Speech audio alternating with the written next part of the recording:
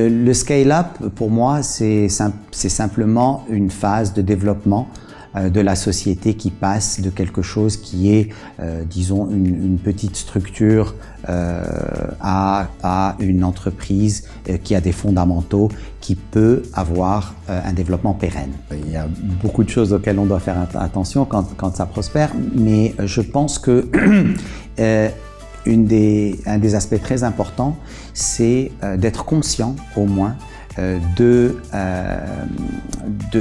type de développement que cette entreprise est en train de vivre. Bon, donc d'une façon générique, parce que évidemment ça dépend de chaque entreprise, mais les axes de passage possibles ou les fameux ponts possibles, ou en tout cas ceux qu'on doit utiliser ou analyser, évidemment il y a un premier axe qui est l'axe produit, c'est-à-dire une fois qu'on analyse son portefeuille de produits, est-ce qu'on peut faire une extension de ce produit, une extension de ce portefeuille. Alors c'est soit une extension verticale, c'est-à-dire faire le même produit mais sous différentes formes, soit une extension horizontale, c'est-à-dire faire des produits adjacents qui vont accompagner ce produit. Donc il y a tout un axe de développement possible produit.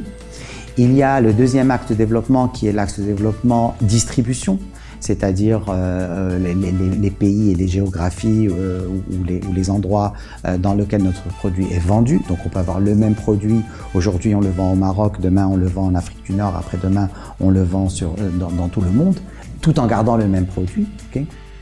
Il y a évidemment des axes de développement au niveau d'activités adjacentes, c'est-à-dire est-ce qu'on va aller faire des acquisitions de sociétés qui sont soit en amont, soit en aval pour donner, disons, une intégration, qu'elle soit horizontale ou verticale. Ensuite, il y a des axes simplement d'augmentation de volume, de capacité de production. Encore une fois, ça dépend de l'activité dans laquelle on est, mais si vous voulez, est-ce qu'on peut faire plus avec le même produit sur la même géographie? Donc, en gros, ce sont ces quatre grands axes qu'il faut analyser. Le risque pour une entreprise qui veut tout faire en même temps, je vais vous répondre avec une expression bien marocaine, ديال سبع صنايع ورزق ضايع.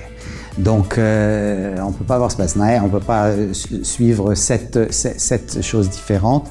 Et la chose la plus importante, c'est de réaliser que les ressources sont limitées, le temps est limité et surtout la concentration et le focus est limité. Donc, le plus important et surtout pour le rôle du leader de l'entreprise ou de la personne qui est à la tête de l'entreprise, c'est de décider ce que l'on ne va pas faire, pour pouvoir se concentrer sur ce que l'on va faire et qu'on le fasse bien.